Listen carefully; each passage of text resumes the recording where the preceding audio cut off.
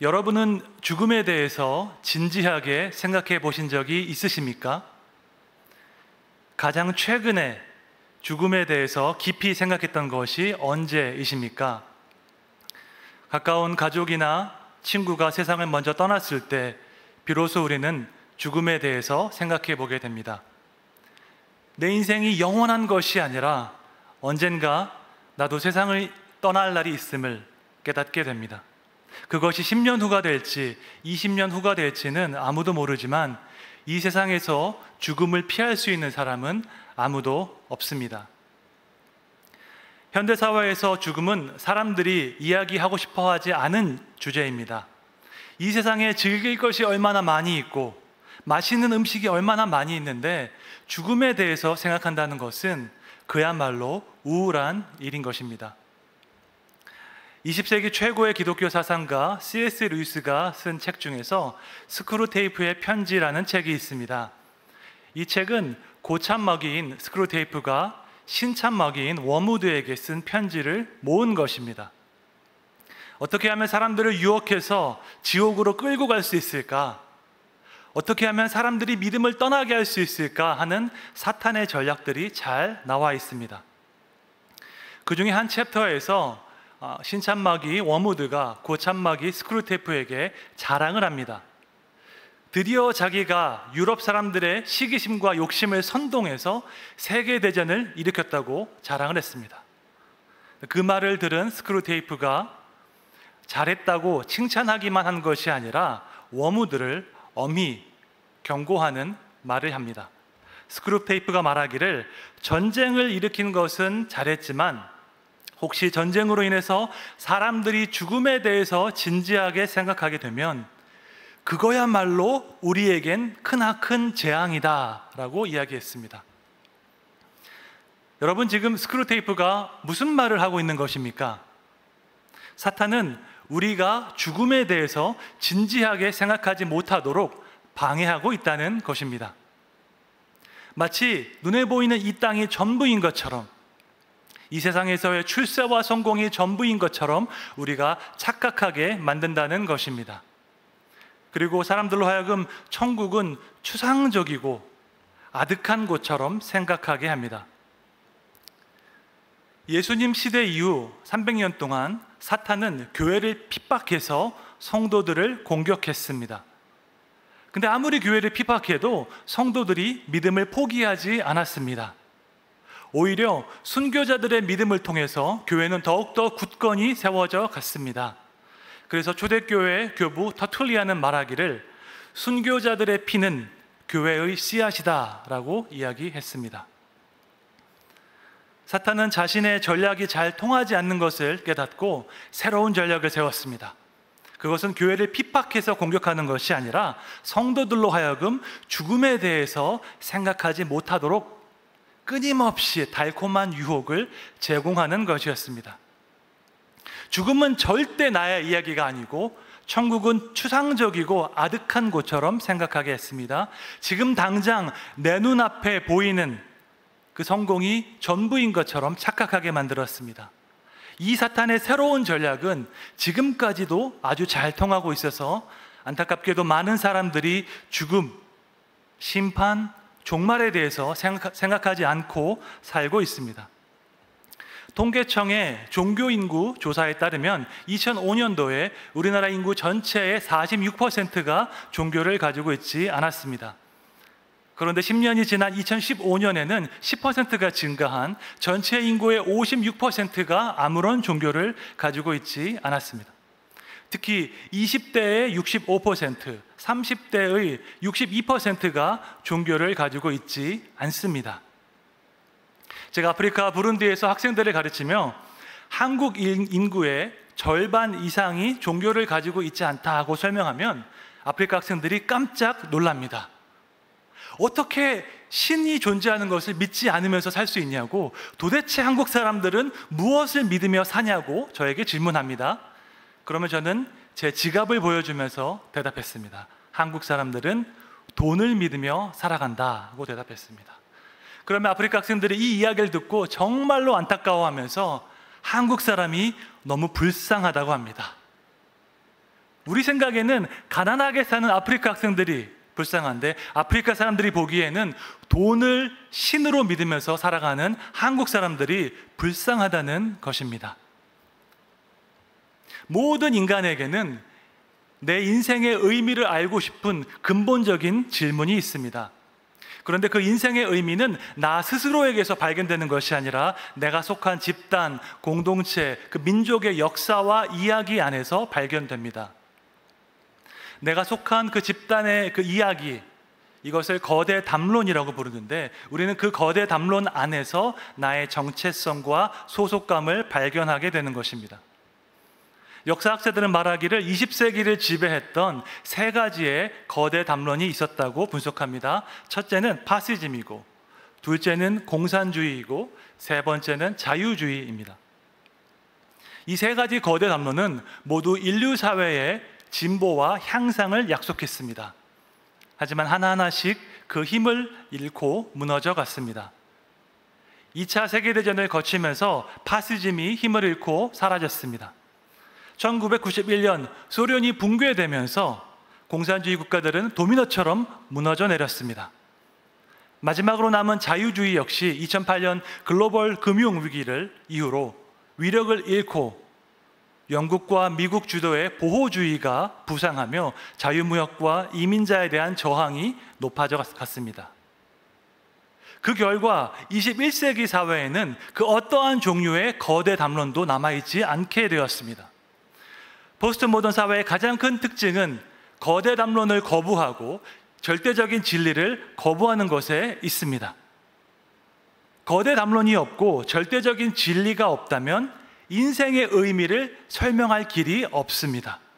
따라서 사람들은 인생의 의미에 대해서 이야기하기보다 그저 오늘 하루 행복하게 지금 내 눈앞에 있는 그 성공과 쾌락을 추구하며 살아가게 되었습니다. 이처럼 인생의 의미와 역사의 의미를 잃어버린 이 시대를 살아가는 우리는 과연 어디에서 우리 삶의 의미를 발견할 수 있을까요? 오늘 본문 말씀인 요한계시록은 인류 역사의 마지막 결말을 보여줌으로써 인생의 의미에 대해서 매우 강력하게 선포하고 있습니다. 요한계시록은 성경 전체에서 아주 중요한, 또한 아주 독특한 말씀입니다. 매우 중요한 이유는 인류 역사의 종말에 대해서 말씀하고 있기 때문이고, 매우 독특한 이유는 현대인들에게 익숙하지 않은 묵시문헌이기 때문입니다. 21세기에는 묵시문헌이란 양식이 존재하지 않지만 1세기 유대 사회에서는 이것이 중요한 문헌 양식이었습니다. 묵시문헌이란 꿈, 비전, 환상 같은 다양한 상징을 통해서 종말론적 심판과 구원에 대한 비밀을 밝히는 고대의 문헌 양식입니다. 성경에서는 요한계시록 이외에도 구약의 다니엘, 에스겔, 스가랴 같은 선지서가 여기에 속합니다. 사람들이 묵시문헌을 해석할 때 자주 범하는 오류가 두 가지 있습니다. 첫 번째는 모든 구절을 문자적으로 해석하는 것입니다. 이것의 대표적인 예가 신천지입니다. 그들은 이스라엘의 각 지파에서 인침을 받은 14만 4천 명을 문자적으로 해석해서 신천지에 들어오는 14만 4천 명만이 구원을 받을 수 있다고 가르칩니다. 하지만 이것은 성경에서 특별한 의미가 있는 숫자가 있다는 사실을 무시하고 묵시문헌을 문자적으로 해석한 오류입니다. 성경에서 12는 완전수를 의미합니다. 이스라엘의 지파가 12개였고 예수님의 제자도 12명이었습니다. 따라서 12지파에서 각각 1만 2천 명씩 총 14만 4천 명이 구원을 받는다는 말씀은 문자적인 그 숫자가 아니라 하나님께서 뜻하신 온전한 숫자의 성도들이 구원을 받는다는 의미입니다. 묵시문헌을 해석할 때 자주 범하는 두 번째 오류는 다양한 상징을 자의적으로 해석하는 것입니다. 제가 고상하게 말해서 자의적이라고 말씀드렸고, 적나라하게 표현하자면 그냥 자기 마음대로 막 해석해서 갖다 붙이는 것입니다. 이것의 예는 아주 다양한데 20세기 말에 중동에서 3차 세계대전이 일어날 것이고 이것이 곧 계시록에서 말씀하는 아마겟돈의 전쟁이다라고 주장하던 학자들이 있었습니다. 또한 1990년대에 상품의 바코드 표시가 시작될 때 이것이 짐승의 666표라고 주장하던 사람들도 있었습니다.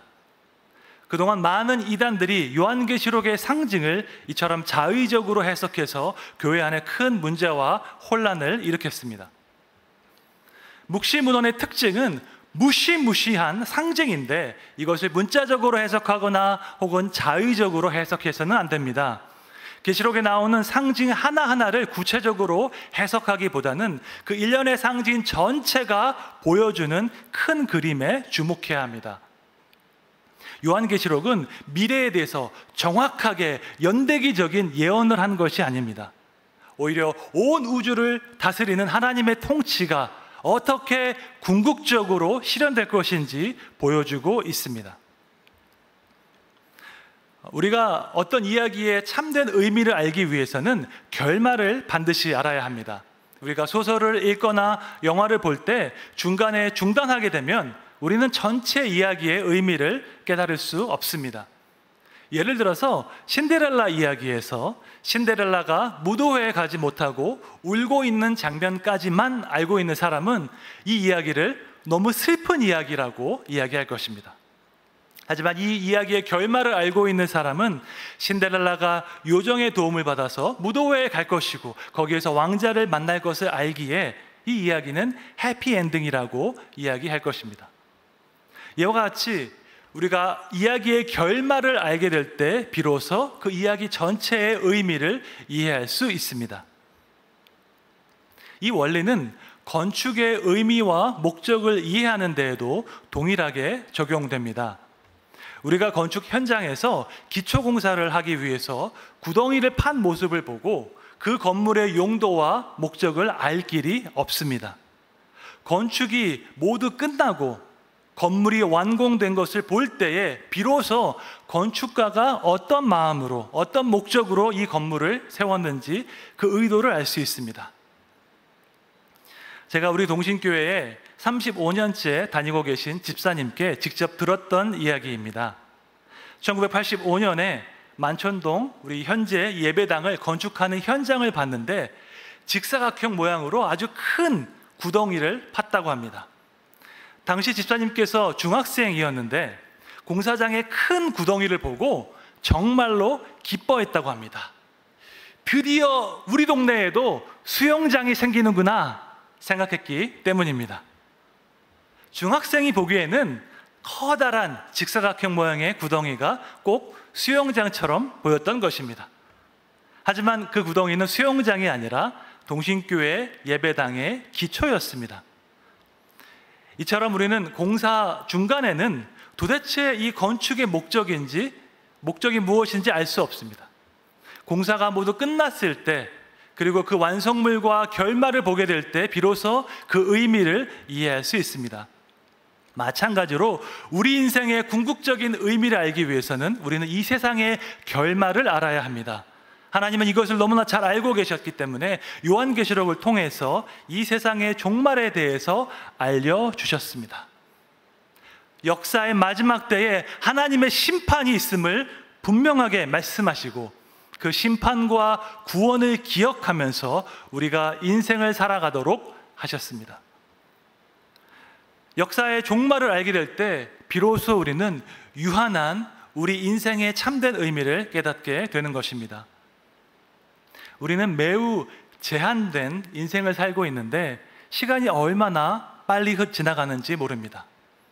결혼해서 아이들 낳고 가족을 부양하기 위해서 열심히 노력한 것밖에 없는데 40년, 50년이 금방 지나갔습니다.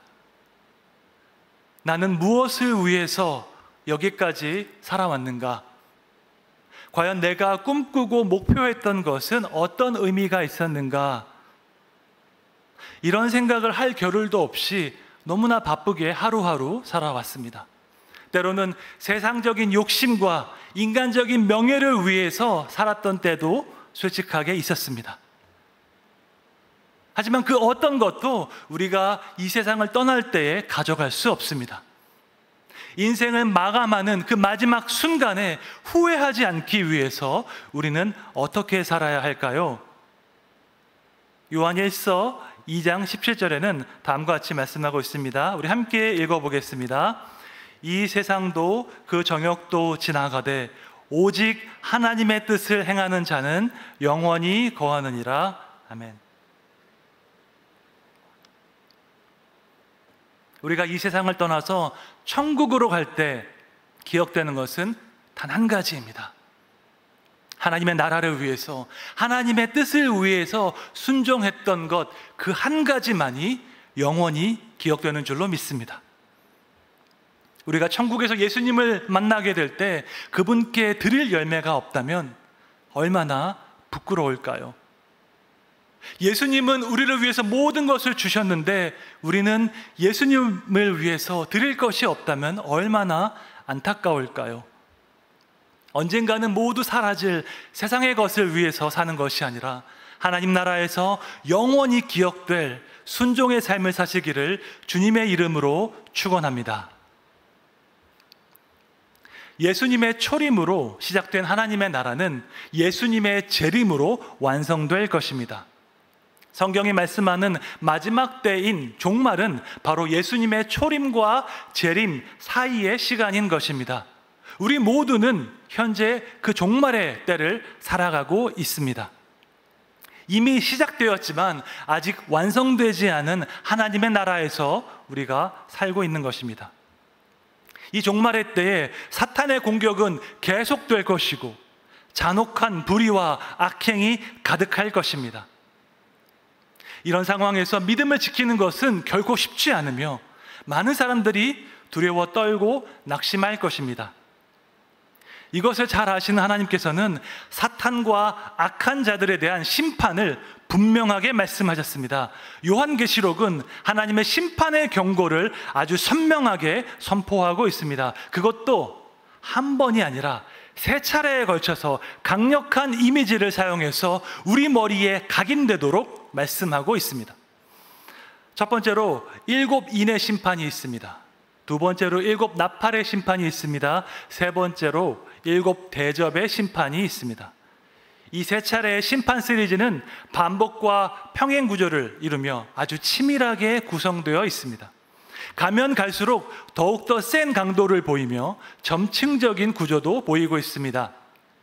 7 인의 심판에서는 세상의 4분의 1이 영향을 받았지만 7 나팔의 심판에서는 세상의 3분의 1이 영향을 받고 7 대접의 심판에서는 온 세상이 영향을 받습니다. 마치 해산을 앞두고 산통이 점점 더 세지는 것처럼 예수님의 재림을 앞두고 심판의 강도가 점점 더 세지는 것을 묘사하고 있습니다. 오늘 본문 말씀에서는 7 나팔의 심판 중에서 첫째 나팔부터 넷째 나팔까지 나와 있습니다. 각 나팔과 함께 등장하는 심판의 구체적인 내용을 제가 표로 요약해 보았습니다. 첫째 나팔과 함께 우박과 불이 땅에 떨어져서 땅과 수목의 3분의 1이 타버렸습니다.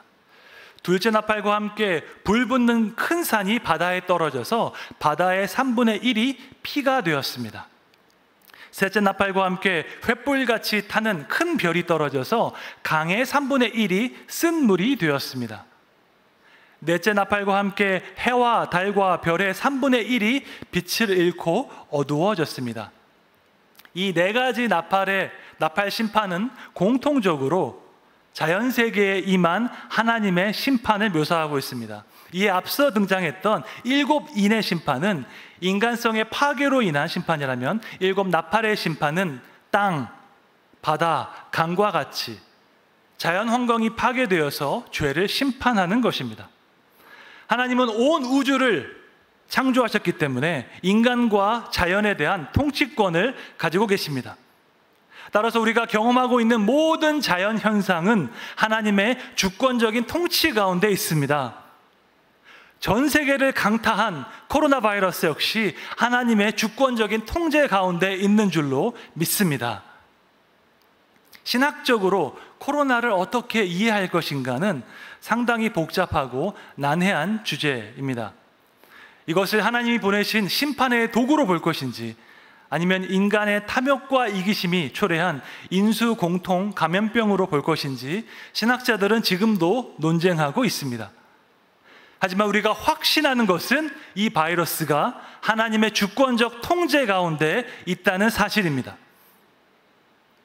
영국의 옥스퍼드 대학의 수학 교수이자 기독교 변증가인 존 레녹스는 코로나 바이러스 세상 하나님은 어디에 계실까라는 책에서 다음과 같이 주장합니다.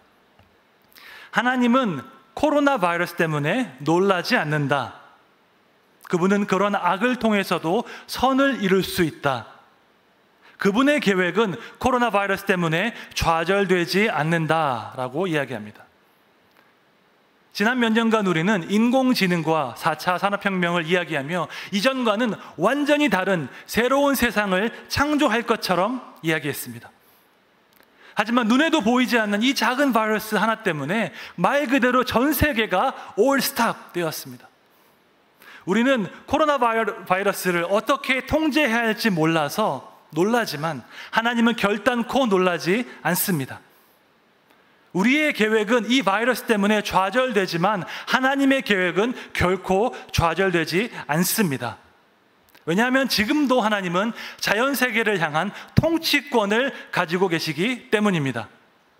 하나님은 자연세계에서 일어나는 모든 일을 사용해서 그분의 뜻을 이루십니다.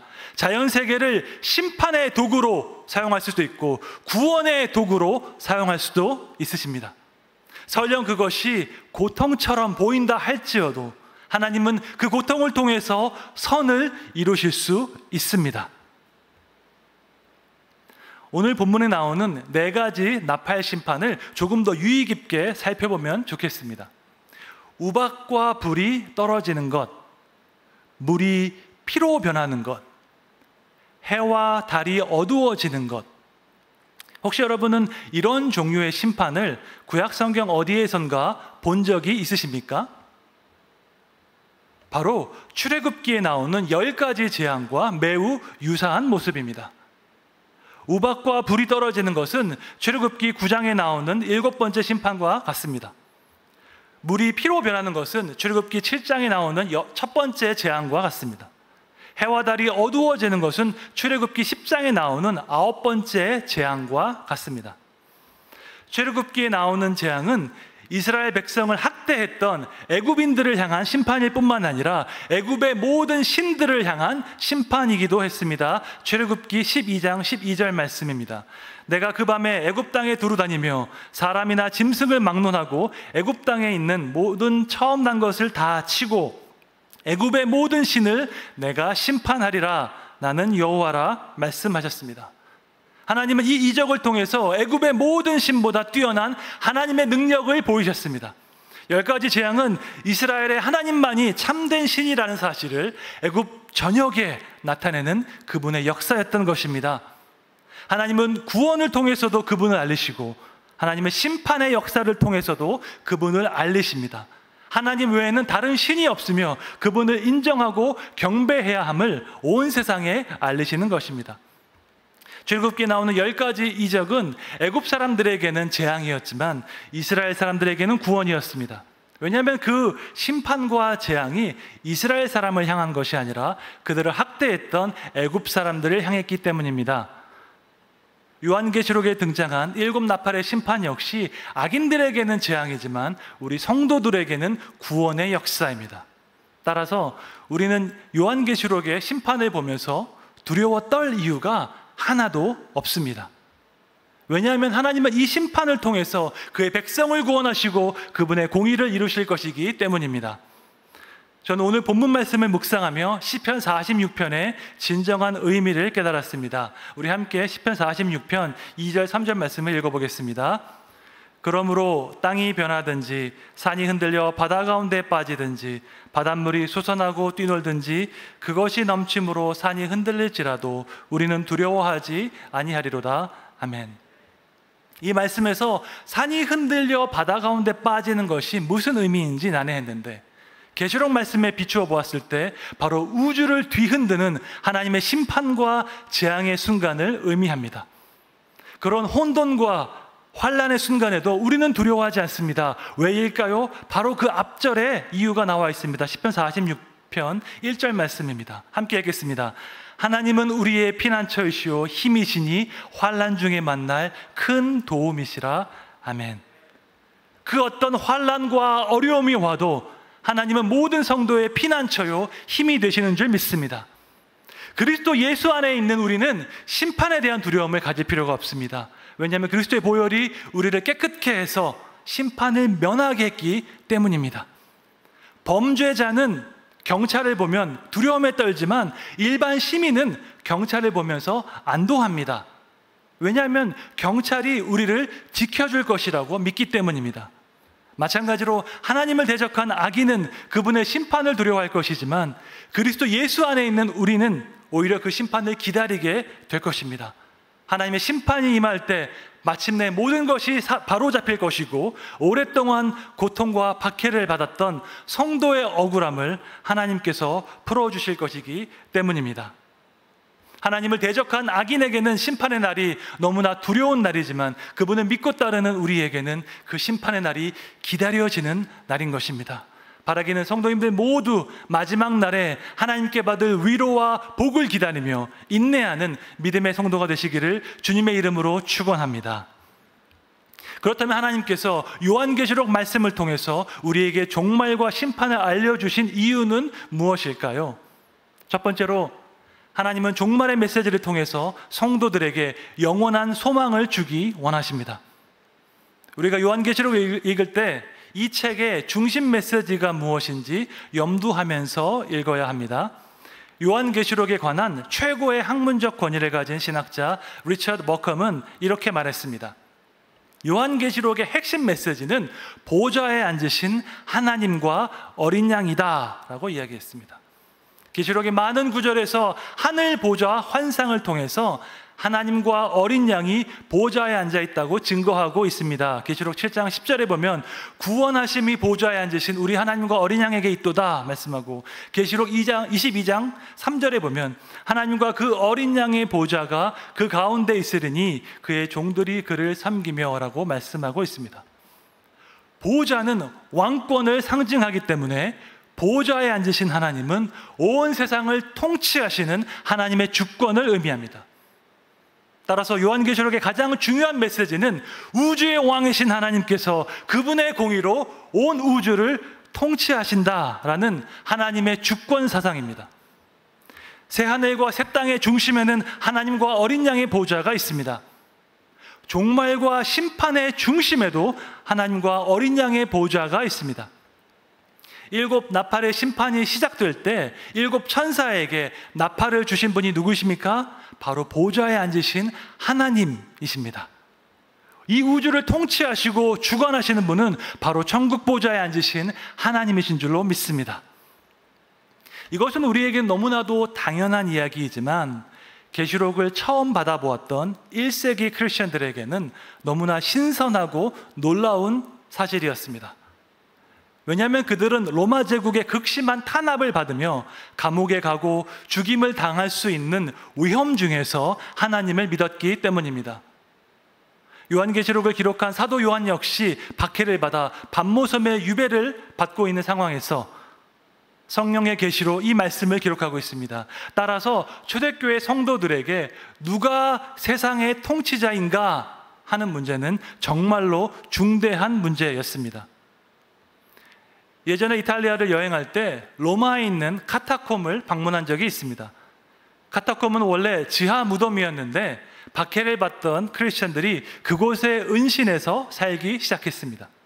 카타콤이 얼마나 컸던지 축구장 크기의 지하 무덤이 지하 4층, 5층까지 있었습니다. 그곳에서 수만 명의 크리스천들이 로마의 박해를 피해서 살았습니다. 어떤 사람들은 평생 햇빛 한 번 보지 못하고 지하 카타콤에서 태어나서 살다가 죽었습니다. 그들은 과연 어떤 믿음으로 이런 고난을 견딜 수 있었을까요? 로마의 박해를 피해서 지하 카타콤에 숨어서 요한계시록을 읽었던 초대교회 성도들은 과연 어떤 심정으로 이 종말과 심판의 메시지를 읽었을까요? 내 눈앞에서 막강한 권력을 휘두르는 로마의 황제가 진정한 통치자인지, 아니면 역사의 종말의 순간에 온 인류를 심판하실 하나님이 진정한 통치자인지 생각했을 것입니다. 요한계시록은 이와 같이 고난과 박해 가운데 있는 성도들에게 큰 소망과 위로의 책이 되었습니다. 그들은 이 말씀을 통해서 역사의 마지막 끝, 궁극적인 종말을 깨닫게 되었고, 그 관점으로 현재의 고난을 이길 수 있는 힘을 얻게 되었습니다. 요한계시록은 영혼의 관점에서, 천상의 관점에서 현재의 삶을 볼 수 있게 했습니다. 어떤 고난이 있어도 끝까지 믿음을 지키는 자에게 약속된 구원을 주시는 하나님을 바라보며 영원한 소망을 얻을 수 있었던 것입니다. 두 번째로, 하나님은 심판의 메시지를 통해서 악을 행하는 자에게 경고하고 계십니다. 7 나팔의 심판에서 나팔은 회개를 촉구하는 경고의 성격을 가지고 있습니다. 고대 사회에서 나팔은 전쟁이나 비상사태가 임박했음을 알리는 도구였기 때문입니다. 에스겔 33장 3절에 이런 말씀이 있습니다. 그 사람이 그 땅에 칼이 임함을 보고 나팔을 불어 백성에게 경고하되. 하나님은 요한계시록을 통해서 악한 자를 향한 심판이 임박했음을 경고하고 계십니다. 무시무시한 심판의 날이 이르기 전에 자신의 악행을 깨닫고 돌이킬 수 있는 마지막 기회를 주시는 것입니다. 동서고금을 막론하고 모든 사람들은 권선징악이라는 도덕법을 알고 있습니다. 착하게 살면 복을 받고 악한 일을 하면 벌을 받는다는 것입니다. 우리나라 전래동화를 봐도, 유럽의 그 동화책을 봐도 많은 이야기가 권선징악의 주제를 가지고 있습니다. 문화, 언어, 전통에 상관없이 세계 모든 사람들의 양심에는 악한 일을 하면 벌을 받는다는 도덕법이 적혀 있습니다. 모든 인간의 양심에 도덕법이 있다면 그 도덕법을 제정한 존재가 있어야 합니다. 도덕법을 제정해서 그것을 우리 양심에 기록하신 분은 바로 하나님이신 줄로 믿습니다. 하나님은 도덕법을 제정하실 뿐만 아니라 그것을 집행하시는 분이십니다. 하나님은 불의와 악을 행하는 사람을 벌하시는데, 이 땅에서 벌하기도 하시지만 궁극적으로 최후의 심판에서 엄벌에 처할 것입니다. 따라서 요한계시록에 나오는 심판의 메시지는 악을 행하는 자를 향한 경고의 메시지입니다. 성경에 있는 모든 말씀은 1.1획에 착오도 없이 그대로 시행될 줄로 믿습니다. 우리는 악을 반드시 심판하시는 하나님의 공의를 기억하며 그분을 두려워해야 할 줄로 믿습니다. 하나님을 두려워하는 것은 기독교 신앙에서 너무나 중요한 부분인데, 현대 기독교가 이것을 많이 잃어버리고 있어서 정말로 안타깝습니다. 제가 미국 보스턴에서 7년간 유학할 때 복음주의 신학을 가르치는 교수님도 만나봤고, 자유주의 신학을 가르치는 교수님도 만나봤습니다. 복음주의 신학과 자유주의 신학의 차이를 설명하려면 아주 긴 설명이 필요하겠지만 그 핵심은 다음과 같습니다. 복음주의 신학자는 하나님을 사랑하는 동시에 하나님을 두려워합니다. 하지만 자유주의 신학자는 하나님을 사랑하지만 하나님을 두려워하지 않습니다. 하나님을 사랑하지만 하나님을 두려워하지 않는 사람은 어떻게 하는 줄 아십니까? 자기 마음대로 이야기하고 자기 마음대로 행동합니다. 왜 그럴까요? 그들은 성경이 말씀하는 하나님이 아니라 자기가 믿고 싶은 하나님을 믿기 때문입니다. 지난 금요기도회에서 우리는 포괄적 차별금지법의 문제에 대한 강의를 들었습니다. 강사 변호사님께서 퀴어 신학에 대해서 언급하셨는데, 제가 보스턴 대학에서 공부할 때 실제로 이런 신학을 주장하는 사람을 만나본 적이 있습니다. 퀴어 신학은 말하기를 동성애는 아무 문제가 없으며 그 행위와 행위자 모두를 비판해서는 안 된다고 주장합니다. 어떻게 기독교 신학자가 이런 주장을 할 수 있을까요? 이유는 아주 간단합니다.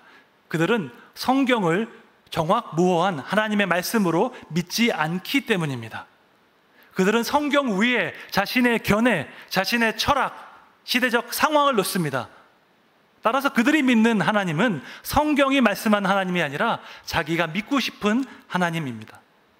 이런 사람들은 하나님을 두려워하는 것이 어떤 것인지 전혀 알지 못합니다. 하지만 성경은 하나님을 두려워하는 것, 즉 하나님을 경외하는 것이 얼마나 중요한지 반복해서 말씀하고 있습니다. 대표적으로 잠언 14장 27절 말씀입니다. 여호와를 경외하는 것은 생명의 샘이니 사망의 그물에서 벗어나게 하느니라. 아멘. 우리가 사망의 그물에서 벗어나서 생명에 이르게 되는 것은 바로 하나님을 경외할 때 가능한 줄로 믿습니다. 악을 반드시 심판하시는 하나님의 공의를 기억하며 선한 양심을 따라 성령을 따라 거룩한 삶을 사시기를 주님의 이름으로 축원합니다. 마지막으로 하나님께서 종말과 심판의 메시지를 주신 이유는 죄인이 회개할 수 있는 기회를 주기 위함입니다. 우리가 믿는 하나님은 심판을 기뻐하는 포악한 하나님이 아니십니다. 오히려 그분은 자비로우시고 오래 참으시고 긍휼이 풍성하신 하나님이십니다. 에스겔 33장 11절 말씀을 함께 읽어보겠습니다. 주 여호와의 말씀이니라. 나의 삶을 두고 맹세하노니 나는 악인이 죽는 것을 기뻐하지 아니하고 악인이 그의 길에서 돌이켜 떠나 사는 것을 기뻐하노라. 아멘. 하나님께서 자신의 삶을 두고 맹세하며 말씀하십니다. 나는 악인이 죽는 것을 기뻐하지 아니한다. 나는 악인이 그의 길에서 돌이켜 떠나 사는 것을 기뻐한다고 말씀하십니다. 지난 주일에 저는 교회로부터 요한계시록 8장을 설교 본문으로 전달받았습니다. 이 말씀을 묵상하던 중에 저는 사도행전에 나오는 베드로의 오순절 설교가 생각났습니다. 성령 충만을 받은 베드로가 담대하게 설교하며 하나님의 심판에 대해서 선포하고 있습니다. 사도행전 2장 19절 20절 말씀입니다. 또 내가 위로 하늘에서는 기사를 아래로 땅에서는 징조를 베풀느니 곧 피와 불과 연기로다. 주의 크고 영화로운 날이 이르기 전에 해가 변하여 어두워지고 달이 변하여 피가 되리라. 베드로가 인용한 요엘 선지자의 예언과 오늘 요한계시록 본문 말씀이 놀랄 정도로 일치합니다. 하나님께서 마지막 날에 온 땅에 징조를 베풀 것인데 피와 불과 연기라고 하십니다. 땅이 불타고 바다가 피가 되고 해와 달이 변할 것이라는 계시록의 말씀과 매우 비슷합니다. 그런데 베드로는 바로 그 다음 구절에서 이 심판의 예언을 주신 목적을 분명하게 선포하고 있습니다. 사도행전 2장 21절을 함께 읽어보겠습니다. 누구든지 주의 이름을 부르는 자는 구원을 받으리라 하였느니라. 아멘. 하나님께서 우리에게 심판의 예언을 주신 목적은 우리를 멸하기 위해서가 아닙니다. 우리가 두려워 떨고 절망하고 살 소망을 잃게 하기 위해서가 아닙니다. 심판의 예언을 주신 가장 큰 목적은 돌이켜 회개해서 그 심판을 피하라는 것입니다. 그 무서운 심판을 받지 말고 주의 이름을 불러 구원을 받으라는 것입니다. 이 세상에는 두 가지 종류의 회개가 있습니다. 참된 회개가 있고 궁색한 회개가 있습니다. 참된 회개는 자기 죄의 심각성을 분명하게 깨닫고 그 죄를 시인하고 뉘우치는 것입니다. 반면에 궁색한 회개는 자기 죄를 깨달은 것이 아니라 앞으로 받게 될 벌과 심판이 무서워서 잘못했다고 하는 것입니다. 만일 우리가 재판장에 위치해 있다면 궁색한 회개를 하는 사람을 용서하지 않을 것입니다. 자기가 지은 죄의 심판을, 그 심각성을 깨닫지도 못하면서 받게 될 벌이 무서워서 잘못했다고 하는 사람은 진정으로 뉘우치지 않았기 때문입니다. 하지만 긍휼이 풍성하신 우리 하나님은 그런 궁색한 회개까지도 기꺼이 받아주십니다. 그렇게 해서라도 사탄의 통치에서 벗어나서 하나님께로 돌아온다면 우리 하나님은 그런 하나님을 기꺼이 받아주시고 용서하십니다. C.S. 루이스는 고통의 문제라는 책에서 궁색한 회개에 대해서 다음과 같이 설명하고 있습니다. 배가 이미 가라앉고 있는 상황에서 하나님께 뱉기를 드는 것은 궁색한 일입니다. 하나님이 교만한 분이라면 그런 조건에서는 우리를 받아주지 않으실 것입니다. 그러나 그는 교만하지 않으실 뿐 아니라 오히려 자신을 낮춤으로써 정복하시는 분으로서 이제는 더 이상 붙들 것이 없기 때문에 그분께 나아가는 것임에도 불구하고 기꺼이 우리를 받아주십니다. 여러분, 하나님은 심판을 좋아하고 벌하기를 기뻐하시는 분이 아니십니다. 자기 스트레스를 풀기 위해서, 분노의 감정을 쏟아내기 위해서 심판하시는 분이 아니십니다. 그와 정반대로 하나님은 악인이 돌이켜 회개하는 것을 기뻐하십니다. 누가복음 15장 10절 말씀입니다. 함께 읽겠습니다. 이와 같이 죄인 한 사람이 회개하면 하나님의 사자들 앞에 기쁨이 되느니라. 아멘. 하나님의 심판의 메시지는 아직도 회개하지 않는 죄인들에게 돌아오라고 외치는 그분의 애타는 초청인 것입니다. 무시무시한 심판을 받지 말고, 영벌에 처하지 말고 어서 돌아와서 살라는 것입니다. 말씀을 정리하겠습니다. 하나님께서 우리에게 종말과 심판을 알려주신 이유가 분명히 있습니다. 첫 번째, 성도에게 영원한 소망을 주기 위해서. 두 번째, 악을 행하는 자에게 경고하기 위해서. 세 번째, 죄인이 회개할 수 있는 기회를 주기 위해서입니다. 하나님은 요한계시록을 통해서 우리에게 세상의 결말을 모두 보여주셨습니다. 그렇다면 여러분은 어떤 선택을 하시겠습니까? 우리가 행한 대로 갚으시는 하나님의 공의로운 심판을 기억하며 선한 양심으로 성령의 인도하심을 받아 거룩한 삶을 사시기를 주님의 이름으로 축원합니다. 영원한 하나님의 나라를 위해서 헌신하고 순종하되 아직도 회개하지 않은 자들에게 그리스도의 복음을 전하는 삶을 사시기를 주님의 이름으로 축원합니다.